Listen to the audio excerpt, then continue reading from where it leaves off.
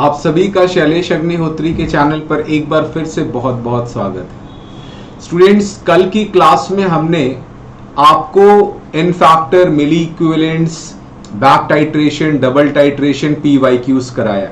आज की क्लास में हम लोग गैसियस स्टेट के बारे में पढ़ेंगे और ये वाली जो क्लास है ये गैस लॉज पर प्रॉब्लम्स। देखिए, ये जो सारे गैस लॉज है, balls, Charles, Avogadro's, Dalton's law, इसको हम प्रॉब्लम्स पॉइंट ऑफ व्यू से करेंगे और प्रॉब्लम्स के माध्यम से हम आपको उन लॉस में क्या क्या है, किस प्रकार से सवाल एडवांस में आ सकते हैं, वो सारी टेक्निकल बातें बताएंगे। इसके बाद की जो क्लास होगी वो काइनेटिक थ्योरी ऑफ गैसेस पर होगी, वो भी प्रॉब्लम बेस्ड होगी। वहां पर किस प्रकार से Maxwell Boltzmann speed distribution curve, effusion phenomena, diffusion phenomena, kinetic equation of gases पर सवाल लेकर हम आएंगे और उससे ही हम आपको थ्योरी भी समझाते रहेंगे। तो स्टूडेंट, स्ट्रेट अवे हम लोग चलते हैं, इसको स्टार्ट करते हैं। तो ये देखिए, पहला सवाल है और इस सवाल को हम समझाएंगे और फिर गैस लॉज के एप्लीकेशन से इसको सॉल्व करेंगे।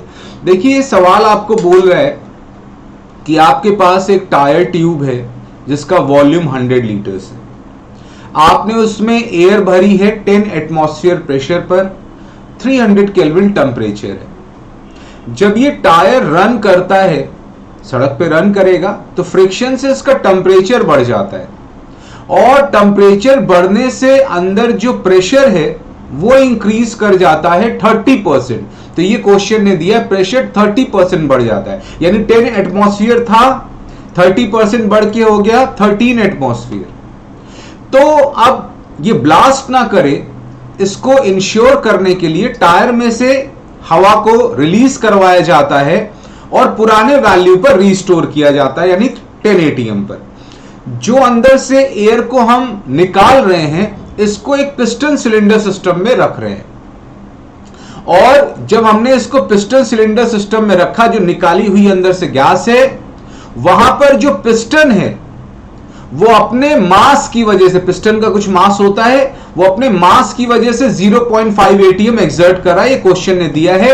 और पिस्टन उसी टेम्परेचर पर है, पिस्टन सिलेंडर सिस्टम उसी टेम्परेचर पर है जिस पर की टायर है, जो गर्म हो चुका टायर है। अब आपको बताना है कि जो पिस्टन सिलेंडर सिस्टम में आपने गैस रखी है रिमूव करने के बाद, तो उसका वॉल्यूम क्या हो। तो ये पूरा क्वेश्चन है, हमने आपको सरल भाषा में समझाया, आप इसको पढ़ सकते हैं। अब देखिए, इसको पिक्टोरियली हम बताते हैं और कौन सा लॉ लगेगा इसको भी समझाते हैं। यहां आप देख सकते हैं, यहां पर स्टूडेंट हमारे पास ये एक टायर जिसको हमने ड्रॉ किया हुआ, यहां देख सकते हैं। यहां पे वॉल्यूम 100 लीटर है, प्रेशर 10 एटमॉस्फेयर, टेम्परेचर 300 है। रन करने से टेम्परेचर बढ़ा, वॉल्यूम तो उतना ही रहता है। टायर आप देखते हैं सड़क पे, जो टायर, जो गाड़ियों के टायर होते हैं, उनका ऐसा तो नहीं गर्म होने पे वॉल्यूम बढ़ जाता है, वॉल्यूम तो उतना ही रहता है, अंदर प्रेशर बढ़ जाता है। प्रेशर कितना हो गया, 10 + 3, 30% बढ़ गया, 13 ATM। और टेम्परेचर बढ़ने की वजह से बढ़ा, ठीक है, तो टेम्परेचर 300 से ऊपर हो गया। अब आपने क्या किया, इस टायर में से एयर को निकाला। कब तक निकाला, जब तक कि वापस प्रेशर 10 ATM ना हो जाए। तो आपने इसमें से जो 3 ATM वाला गैस होगा वो निकाल लिया, जो अंदर 3 ATM पार्शियल प्रेशर लगा रही होगी। तो बच्चों, आपने जो गैस अंदर से रिलीज करवाई है, वो जब टायर के अंदर थी तो कितना लगा रही थी, 3 ATM, क्योंकि वही गैस आपने अंदर से निकाली और वो गैस तो पूरे टायर में घूम रही होगी, यानी वॉल्यूम उसका कितना होगा, उस गैस का जो आपने रिलीज कराया है 100 लीटर्स। भाई, जो पूरा टायर है उसमें सारी गैस घूम रही है, तो ये जो गैस निकालेंगे उसका भी इनिशियल वॉल्यूम 10 लीटर होगा। और जो निकाल रहे हैं वो कितना प्रेशर अंदर लगा रही थी, 3 ATM। इसी को निकालने के बाद प्रेशर 10 ATM रिस्टोर करेंगे। तो हम लोग अब इसी को सिस्टम मान लेंगे। जो गैस अंदर से हम रिलीज करवा रहे हैं, इसी को सिस्टम मान लेंगे और बाकी को हम लोग नहीं देखेंगे।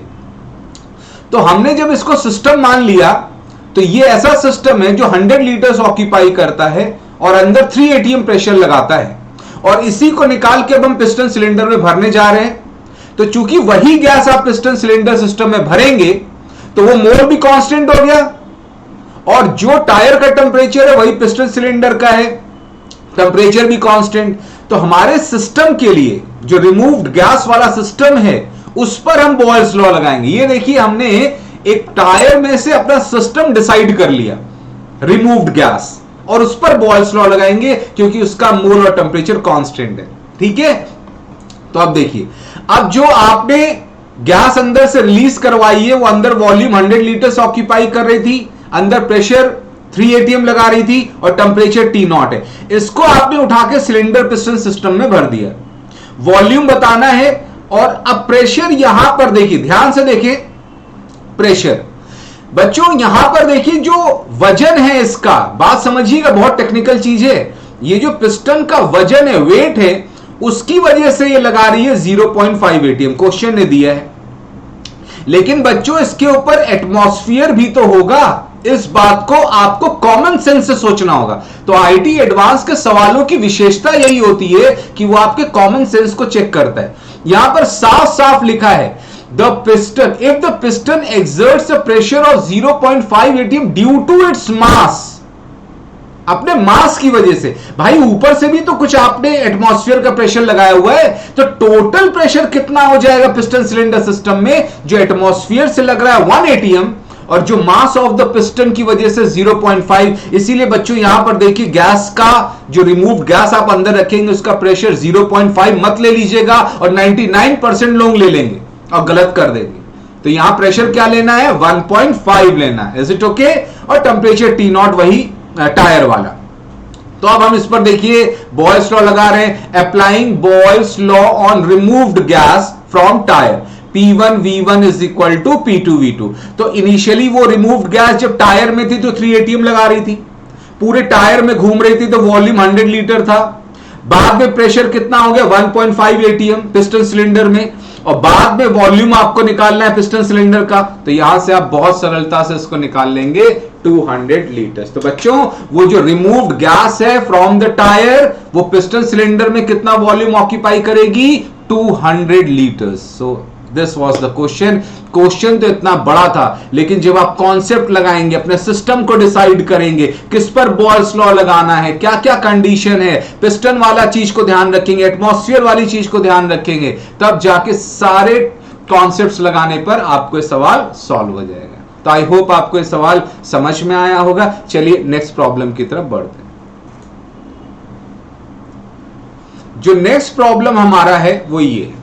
अब देखिए ये भी बहुत ही शानदार सवाल है, इसको पूरा हम आपको समझाते हैं। देखिए क्या है कि यहां पर आपके पास एक वेसल है, इस वेसल में आपने बच्चों हीलियम गैस ली हुई है 1.5 atm प्रेशर पर, वॉल्यूम V है, टाइम 0 है। अब आपने क्या किया, इसमें आपने वाटर भर दिया। तो आप देख सकते हैं हमने इसमें वाटर भर दिया, और वाटर तब तक भरा जब तक वाटर का अंदर वॉल्यूम 2/5 ना हो जाए पूरे बर्तन का। तो पहले बर्तन का वॉल्यूम V है, पानी के भरने से इसका 2/5 पोर्शन पानी से भर गया। तो बताइए गैस के लिए कितना बचा, वो बचा बच्चों से 3/5V। और देखिए और क्वेश्चन ले लिखा है कि aqueous tension at the given temperature of water is 0.1 atm। बच्चों देखिए एक्वस टेंशन क्या होता है, जब आप पानी को किसी बंद बर्तन में रखते हैं तो वो भाप बनाता है। ये भाप इक्विलिब्रियम एस्टैब्लिश करता है पानी के साथ, और उस इक्विलिब्रियम की अवस्था पर उस पानी की जो भाप बनी है, जो वेपर्स बने हैं, उसका जो दबाव होता है, जो प्रेशर होता है, उसको एक्वस टेंशन बोलते हैं। और गिवन टेम्परेचर पर वो वैल्यू दी है 0.1 atm। तो आप ध्यान रखें जब आप पानी अंदर भर देंगे तो अंदर ऊपर जो खाली जगह होगी वहां पर एक नहीं 2 गैसें होंगी। हीलियम तो जो पहले वाली है, और यहां से पानी की जो भाप बनेगी वो भी अंदर होगी। इसीलिए हमने यहां पर इंडिकेट किया है 2 गैसेस, हीलियम और वाटर। अब आप बात समझिए, हीलियम पर हम लोग बॉयल्स लॉ लगा सकते हैं। क्यों लगा सकते हैं? क्योंकि हीलियम का पहले और बाद में मोल तो चेंज नहीं हो रहा है, ना तो बाहर निकल रही है ना आप ऐड कर रहे हैं, और टेम्परेचर भी कांस्टेंट है। तो यहां पर helium is subjected to Boyle's law. ठीक है, तो हम हीलियम पर देखिए इसी प्रकार से पहचानते हैं। क्वेश्चन में आपको लिखा नहीं होगा कि बॉयल लगाओ, आपको सोचना होगा। तो यहां पर हीलियम का ऑन हीलियम, क्योंकि मोल और टेम्परेचर दोनों कांस्टेंट है, तो हमने बॉयल लॉ लगाया। शुरुआत में बच्चों उसका प्रेशर था 1.5 atm, पूरा बर्तन का वॉल्यूम अवेलेबल था, बाद में प्रेशर निकालना और बाद में उसके लिए जगह कितनी बचती है 3/5 ऑफ द वेसल। तो यहां से प्रेशर आ गया 2.5 एटीएम। तो हीलियम जो पहले 1.5 एटीएम लगा रही थी अब 2.5 एटीएम लगाएगी। Also aqueous tension of water, यानी जो पानी भाप का प्रेशर है वो कितना 0.1 है। तो बच्चों टोटल प्रेशर अब कितना हो गया हीलियम का, अब यहां पर हमने partial pressure Dalton's law partial pressure लगा दिया, total pressure is equal to sum of the part. देखिए यहां पे डाल्टन्स लॉ भी लगा, बॉयल लॉ लगा है, अब डाल्टन लॉ लगा रहे हैं। डाल्टन लॉ कहता है कि जो टोटल प्रेशर होगा सम ऑफ द पार्शियल प्रेशर्स होगा। तो हीलियम का जोड़े और वाटर का जोड़े, हीलियम का 2.5 और वाटर का 0.1 कितना हो गया 2.6 एटीएम टोटल। अब बच्चों क्या पूछा है सवाल में, पूछा है what is the mole fraction of helium finally after a long time. After long time मतलब भाप वगैरह बन चुकी है, अब बताइए। तो बच्चों डाल्टन्स का नियम यह भी कहता है कि मोल फ्रैक्शन एक मिक्सचर में बराबर होता है partial pressure of that gas upon total pressure. तो बच्चों पार्शियल प्रेशर हम निकाल चुके हैं, हीलियम का 2.5 है और टोटल अभी अभी हमने निकाला 2.6। तो बच्चों मोल फ्रैक्शन कितना आ गया 25/26। तो देखिए इस प्रकार से एक ही क्वेश्चन में आप एक से ज्यादा लॉज लगा सकते हैं। कौन सा लगाना है सिचुएशन पे डिपेंड करता है। एक्वस टेंशन का यहां मतलब समझे, बाकी चीजों का मतलब समझे, तो बहुत ही अच्छा सवाल था। अब चलिए इसी तरह हम लोग अगले सवाल की तरफ आगे बढ़ते हैं और ये रहा हमारा अगला सवाल। ये सवाल बहुत ही फेमस सवाल है और बहुत ही बेसिक पर है, इसलिए हमने उठाया है कि जिनको बेसिक्स में प्रॉब्लम है वो भी समझे। यहां पर देखिए बच्चों हमने एक टेस्ट ट्यूब लिया हुआ है और इस टेस्ट ट्यूब में आप देख सकते हैं कि यहां पर एयर ट्रैप्ड है और एयर कितनी 40 सेंटीमीटर लेंथ है। ऊपर मरकरी हमने इसके रखा हुआ है 38 सेंटीमीटर उसकी हाइट है और it is open to atmosphere. अब हमने क्या किया सिचुएशन बी में इसको टिल्ट कर दिया 30 डिग्री से। अब आपको बताना है टिल्ट करने के बाद ये जो एयर का अंदर कॉलम है उसकी लंबाई कितनी होगी। तो बच्चों इस सिचुएशन में आपने क्या देखा कि अंदर जो ट्रैप्ड एयर है ना तो बाहर निकल रही है ना कोई एयर अंदर आ रही है, तो मोल कांस्टेंट होगा और टेंपरेचर भी कांस्टेंट है। आपने उसी को लेकर बस टेढ़ा ही किया है, तो मोल भी कांस्टेंट है, टेंपरेचर भी कांस्टेंट है। तो एयर पर आप क्या लगाएंगे बॉयल्स लॉ लगाएंगे, P1 V1 is equal to P2 V2। तो देखिए हमने यहां पर बॉयल्स लॉ लगाया है P1 V1 is equal to P2। अब देखिए इनिशियल प्रेशर क्या लेना है। इनिशियल प्रेशर बच्चों जो एयर का होगा वो देखिए कैसे आपको निकालना है। यहां आप देखिए एयर पर कितना प्रेशर, एक तो 38 सेंटीमीटर जो मरकरी का कॉलम है उसका, और ऊपर से वातावरण लगा रहा है कितना 76 सेंटीमीटर ऑफ मरकरी। इसीलिए देखिए यहां पर जो P1 की वैल्यू है हमने क्या ली है 38 प्लस 76 और वॉल्यूम क्या होता है length multiplied by area. Length कितनी है 40 है। बाद में देखिए प्रेशर कितना है, बाद में बच्चों देखिए वातावरण की एक खास बात समझिएगा, वो हर दिशा से सेम प्रेशर लगाती है 76, ऊपर से लेफ्ट से राइट से नीचे से हर डायरेक्शन से वो 76 ही लगाती है। तो यहां से इस डायरेक्शन से भी 76 ही लगाएगी। ये बहुत इंपॉर्टेंट पॉइंट है। लेकिन ये जो मरकरी है जब आप इसको टिल्ट करेंगे तब वो 38 का नहीं लगाएगी, बल्कि इंक्लिनेशन पर वो जो लगाएगी वो साइन कंपोनेंट लगाएगी 38 साइन 30 डिग्री, क्योंकि इंक्लिनेशन कितना है 30 डिग्री का। तो अब जो प्रेशर होगा वो क्या होगा इस इंक्लाइंड की वजह से 38 sine 30 plus 76 into L, L इसकी लंबाई है इंटू ए। अब देखिए यहां पर एरिया क्या हो जाएगा कैंसिल आउट हो जाएगा, एरिया तो वही रहना है। और 38 साइन 30 को आप क्या लिख सकते हैं, ये लिख सकते हैं 38 और साइन 30 की वैल्यू 1/2। तो बच्चों यहां पर आप देखिए आप सब कुछ कैलकुलेट कर सकते हैं और बहुत ही सरलता से एल की वैल्यू निकाल सकते हैं। So this was the problem. तो बहुत ही अच्छा सवाल था, बेसिक फंडामेंटल्स के ऊपर आधारित था और एटमॉस्फेयर हर डायरेक्शन में सेम प्रेशर लगाता है, इस पर आधारित था। अब देखिए हमारा अगला सवाल है। ये सवाल देखने में बहुत बड़ा है लेकिन ये एक बहुत ही सिंपल एप्लीकेशन है चार्ल्स लॉ का। सवाल पर आगे बढ़ते हैं। बच्चों सवाल कह रहा है a gas sample stored in Kashmir at T kelvin. तो आपने कश्मीर में एक सैंपल को रखा है गैस का T केल्विन पे और वॉल्यूम है V के। अब किसी काम से उसको आप दिल्ली लेकर आते हैं। जब दिल्ली लेकर आते हैं वो पिस्टन सिलेंडर सिस्टम में है, जब दिल्ली लेकर आते हैं तो दिल्ली का टेंपरेचर बड़ा होता है 40% से, तो दिल्ली में अब टेम्परेचर T प्लस 40% यानी 1.4 T हो जाता है। तो आपको बताना है कि दिल्ली में उसका वॉल्यूम क्या होगा in terms of the volume इन कश्मीर। तो बहुत ही सिंपल है, सवाल नहीं बोलेगा कि आप चार्ल्स लॉ लगाओ, यहां पर आपको खुद सोचना है। जब वो सैंपल आप कश्मीर से दिल्ली लेकर आ रहे हैं तो मोल्स आर नॉट चेंजिंग, और क्वेश्चन ने बोला है pressure of the gas is also not changing, तो moles constant, pressure constant, Charles law applicable है, V1 upon T1 is equal to V2 upon T2। तो volume at Kashmir, temperature at Kashmir, volume at Delhi upon temperature at Delhi. Temperature at Delhi क्या लेंगे 1.4 into temperature at Kashmir, तो निकाल लेंगे तो बहुत ही सिंपली आ जाएगा। अब उसका वॉल्यूम 1.4 टाइम्स हो जाएगा वॉल्यूम इन कश्मीर। ठीक है, बहुत ही अच्छा सवाल था बेसिक्स पर। अब देखिए एक और बहुत ही प्रचलित सवाल होता है बलून के बर्स्ट होने का, फंडामेंटल पर आधारित है इसलिए हमने इसको उठाया है। यहां पर एक बलून है जिसका वॉल्यूम 2 लीटर है एट 300 केल्विन। लिखा है अगर बलून को 30% यहां से एक्सपैंड किया जाए तो वो फट जाएगा। तो यहां पूछा है किस टेम्परेचर पर ये बर्स्ट करेगा। तो आप सोचिए जब बलून का केस होता है, ध्यान रखें जैसे जैसे आप टेम्परेचर बढ़ाएंगे तो अंदर प्रेशर को कांस्टेंट रखने के लिए वॉल्यूम बढ़ जाता है, क्योंकि जैसे आप टेम्परेचर बढ़ाएंगे तो अंदर जो गैस का बॉम्बार्डमेंट तेज होगा। लेकिन बलून का जो मटेरियल होता है फ्लेक्सिबल होता है, वो इलास्टिक होता है, वो एक्सपैंड होता है, और वो इसलिए एक्सपैंड होता है क्योंकि प्रेशर कांस्टेंट होता है। तो आप समझें जब इनिशियल और बर्स्ट जब करेगा तो उन दोनों कंडीशन में अंदर जो मोल्स हैं वो चेंज नहीं हो रहे, प्रेशर कांस्टेंट रहेगा, तो it is subjected to Charles law. तो यहां पर आपको चार्ल्स लॉ लगाना है, यही हमने लिखा है, since before and while bursting moles and pressures are constant Charles law applies. तो इनिशियल वॉल्यूम V मान लेते, 2 लीटर लिखा, 2 ले सकते हैं, टेम्परेचर 300 केल्विन है। फाइनल वॉल्यूम जब बर्स्ट करेगा 30% बढ़ चुका है तो V प्लस 0.3V आ गया 1.3V। टेम्परेचर आपको बताना है जब बर्स्ट करेगा तो बस V1 upon T1 is equal to V2 upon T2 लगा दें, आपको आंसर आ जाएगा। ठीक है, तो फंडामेंटल पर आधारित था इसलिए हमने सवाल लिया। अब अगला बहुत ही अच्छा सवाल है, ये देखिए।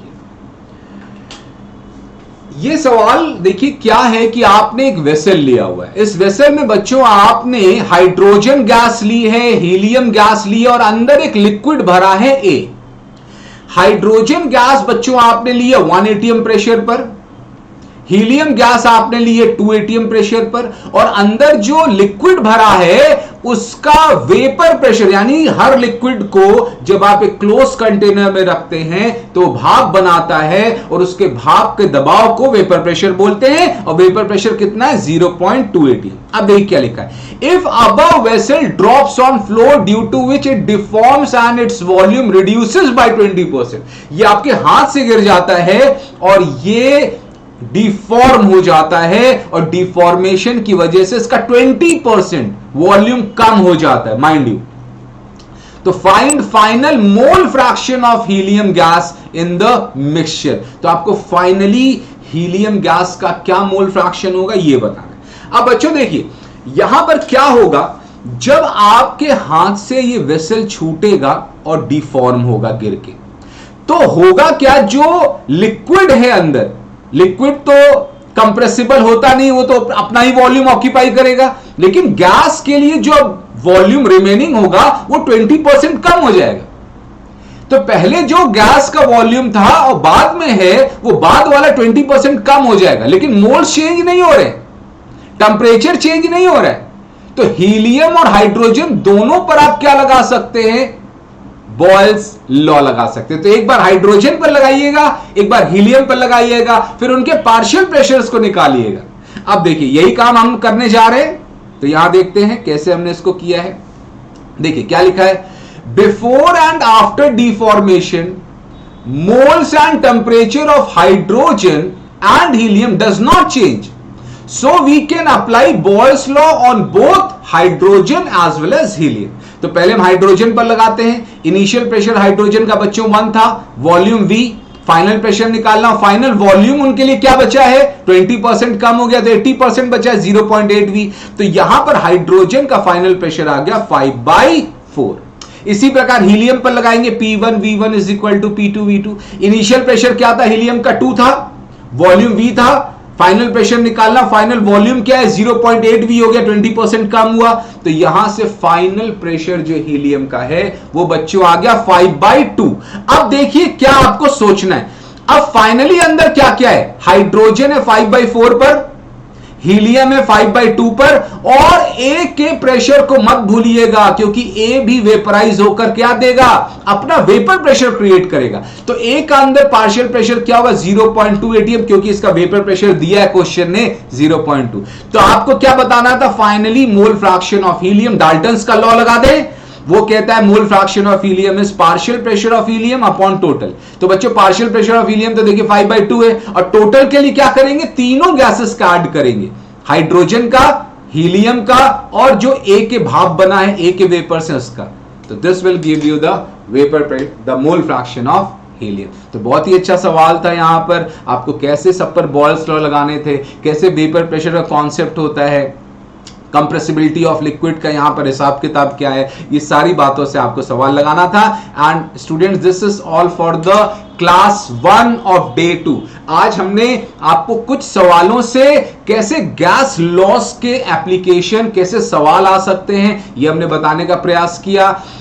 याद रखें आज की जो चौथी क्लास है, लास्ट क्लास, वो PYQ है, previous year questions IIT JEE advance. वहां पर जो भी बेहतरीन सवाल होंगे आज हम लेकर आएंगे। तो वहां अगेन हम लोग गैस लॉस पर IIT JEE के कुछ अच्छे सवाल करेंगे, तो तैयार रहिएगा। अगला class kinetic theory of gases पर है, जिसकी थ्योरी हम प्रॉब्लम्स के माध्यम से आपको समझाएंगे। उस पर कुछ अच्छे सवाल से हम theory, Maxwell Boltzmann distribution, diffusion process, effusion process, ये सारी बातें हम लोग अगले क्लास में करने वाले हैं। तो बहुत ही जल्दी अगले क्लास में मिलते हैं, तब तक अपना ख्याल रखिएगा। Thank you very much.